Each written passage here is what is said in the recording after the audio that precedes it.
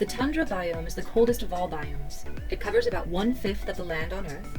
The tundra biome is located in the Arctic Circle, which is a circle that surrounds the North Pole.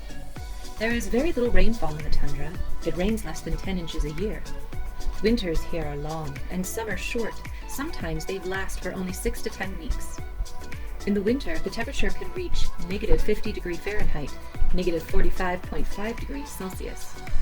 Summer temperatures rarely get above 50°F, 10°C, just enough to thaw the surface of the ground.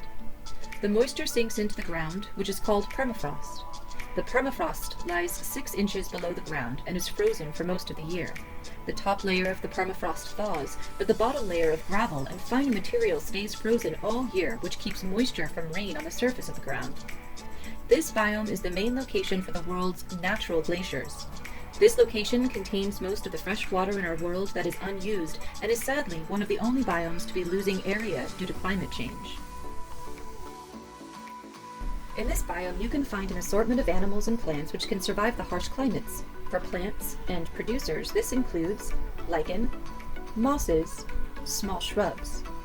The lichen, or scientifically called the cup lichen, is a class 0, Leucoeomycetes, is a very special type of producer.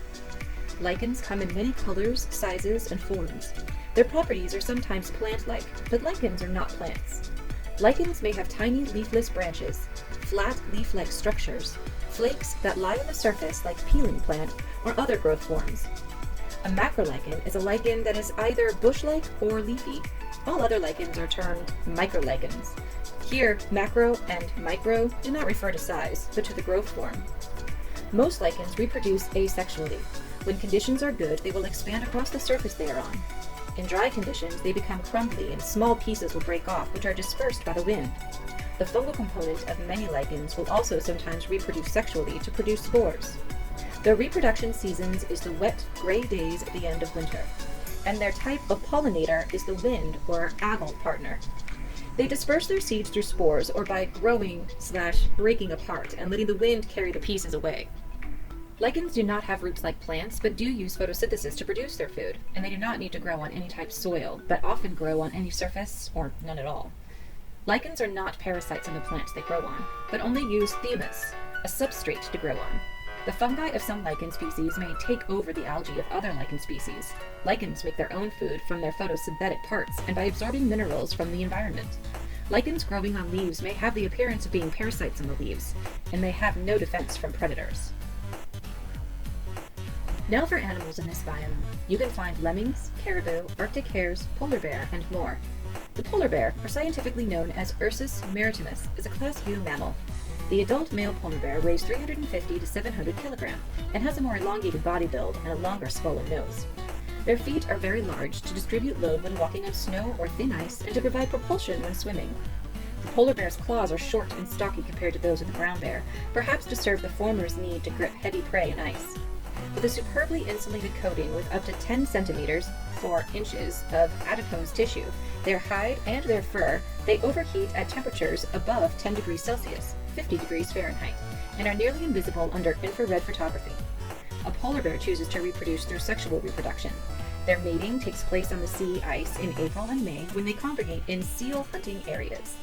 A polar bear is a marine mammal. Preferred habitat is the annual sea ice covering the waters over the continental shelf and Arctic inter-island. They are a predator with a carnivorous diet, eating ringed and bearded seals. And their habitat requirements are cold temperatures, access to water, and seal hunting grounds. One adaptation they have is heavily insulated fur to survive the cold weather, with a second being large feet to disperse weight on the ice. Polar bears have no known symbiosis. The lemming is the first on the evolutionary cladogram, as it is one of the 2 Arctic animals to have brown fur and is low on the food chart. The Arctic hare is similar to the lemming, however, has the benefit of white fur to act as camouflage against predators. Caribou, though having dark fur, is higher due to its larger stature, allowing for faster running and antlers for defense. The Arctic wolf follows with its carnivorous diet, which gives more options with food while its predecessors relied on herbs. The Arctic fox splinters from the wolf as it adds herbs as well as meat to its diet. The polar bear continues the evolutionary chart with the newfound ability to swim. Its large paws allow it to survive on the ice and then help maneuver in the water. Seals follow, with the change from land to sea as it develops fins and has the ability to survive for a long time underwater. Fracturing from it, the walrus develops tusks for better defense and hunting. Finally, the king eider duck ends the revolutionary scale with the development of feathers and the ability to fly. Shown is the depiction of the Arctic food web, and following is the depiction of the energy pyramid.